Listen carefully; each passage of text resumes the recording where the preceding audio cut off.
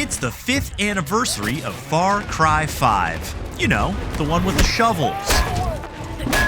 But there's some things you might not know about the game, like how the team was so dedicated to the details that they spent the night in a haunted hotel. Like how you very nearly didn't get to pet all the good dogs. Like how the game was originally going to end, spoilers ahead, and much more. Well, as a 5th anniversary celebration, we got a few of the developers to share their stories about the game's development with you. No one is coming to save you. The most complex element we had to develop for a cinematic was the snot of the father in one of the last cinematic, where he's so angry and pissed that he's like crying. And in the scene when we shot it, it happened to the actor. And we were really struck and fascinated by that. And we said, okay, we need to have that in the game. Making that with the fluids, the elasticity, was kind of a big challenge, actually. Sometimes people underestimate the level of detail that we put into these worlds, you know. What goes into a typical Montana roads, you know. Where the stop signs place, how many speed signs there are. Driving around these roads, you know, you get a feeling for it, like the next reveal, the next mountain shape, the elevation, all of these details. Even the asphalt, strangely enough, you know, Montana is very famous for a purple argillite, and this purple argillite tints the asphalt. So the color of the asphalt itself in Montana is not going to be the same color that you're going to find somewhere else. So little details like this that we try to infuse in the game to make it very unique. When I initially met about coming onto the project, you know, they had this idea about setting the game in Montana and having to deal with the cult leader who believes that the end of the world was coming. I was like, yeah, cool. That sounds like an interesting setup for a Far Cry. And the twist is, it turns out he's right. And I was like, what do you mean he's right? He said, yeah, it's the end of the world. The game's gonna end, you know, with a nuclear apocalypse. And the last third, at this time, the last third of the game was meant to be played in this sort of like apocalyptic wasteland. And I was like, I don't know how you're gonna build that, but that sounds cool, like I'm in. You know how you can pet Boomer? I was standing behind our producer and he was playing through the game and there was a dog and I was like, oh, why can't you pet that dog? So I went over to one of our guys who was managing the Shanghai team and I was like, hey, can you check on this? And it turns out it was something that was super easy to do and it was like, oh, do it. Like, whatever you need. And I was just like, I love dog petting. Yeah, and that's why Far Cry 5 is on canipetthedog.com. We had a lot of fun shooting the cinematics for the game. There was a lot of complexity in many of them. We had to build special rigs for the helicopter that's crashing down.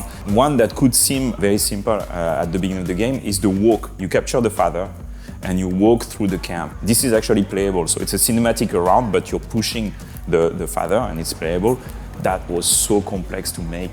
I wanted the actors to be kind of on the edge, just like the cops would be at that moment. And I put myself in the position of what would become a dog in the game. And when they were passing by, I barked like crazy to get a response from them. That was super fun. Things that I most enjoy when I go back and play Far Cry 5 are the small elements related to the guns for hire. There's so much for those characters to interact with and talk about and give you depth in the world. Perk, when you say things sometimes, I wish I didn't hear you.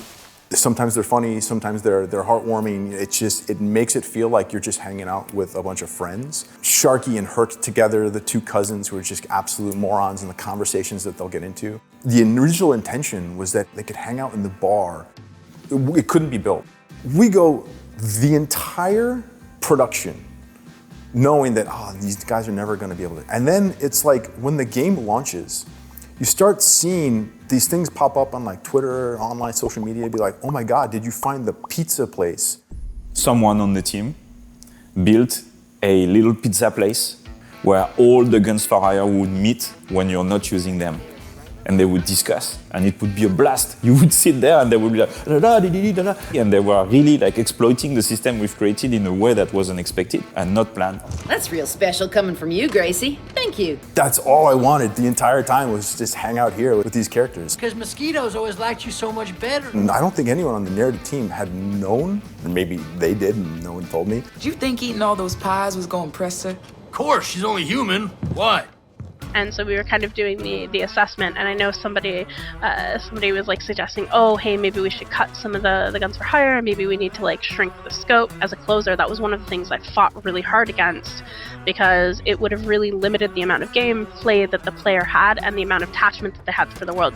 The team that was working on that, like, amazingly talented group of people, so I can't even comprehend some of the work that went on those systems, but I do know that the team was really passionate about keeping those systems together, so we fought really hard and we shipped the game as it stands today, and I'm really happy with that.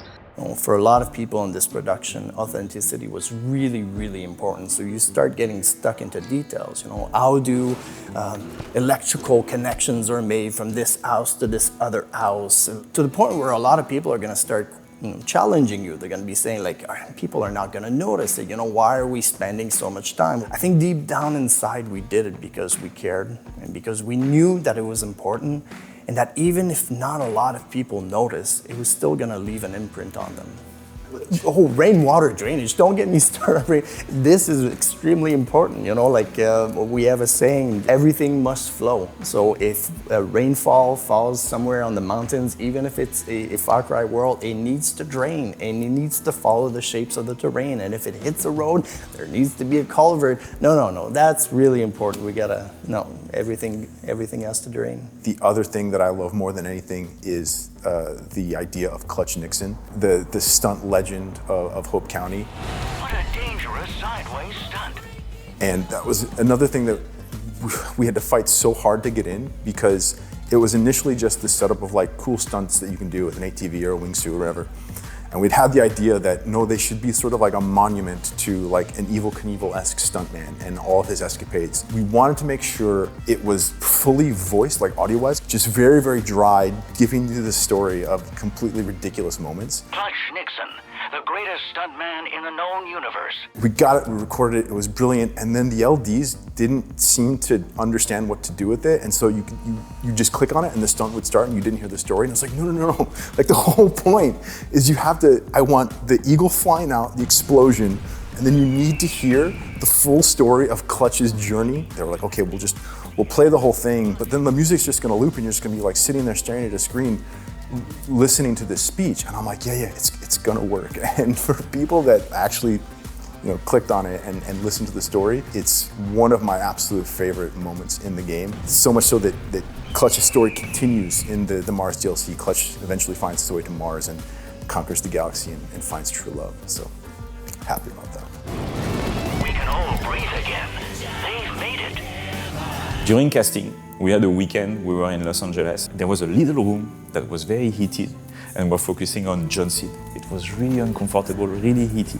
And then there was Seamus Dever that got the role, that came in and did the part, but he went all in.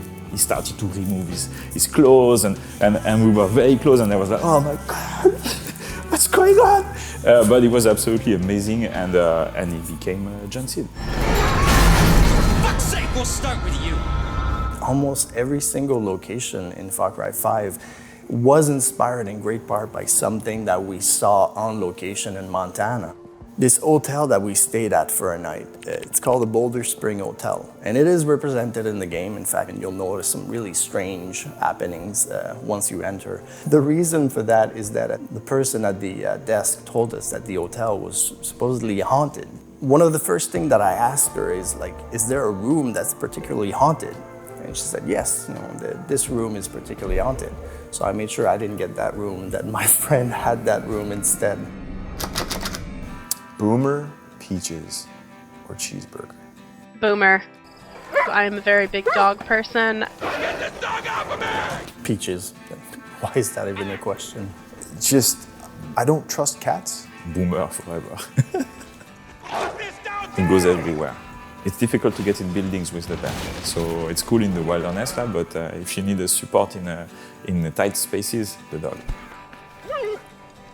Play Far Cry 5 for free this weekend from March 23rd through March 27th on Xbox, PlayStation, and PC, and decide which Fang for Hire is right for you.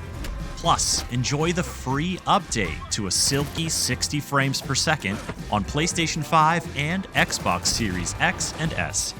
The game will be on sale at a big discount for a limited time if you want to continue your adventures after the free weekend, or pick it up for a friend and invite them for a relaxing co-op vacation in beautiful Hope County, Montana.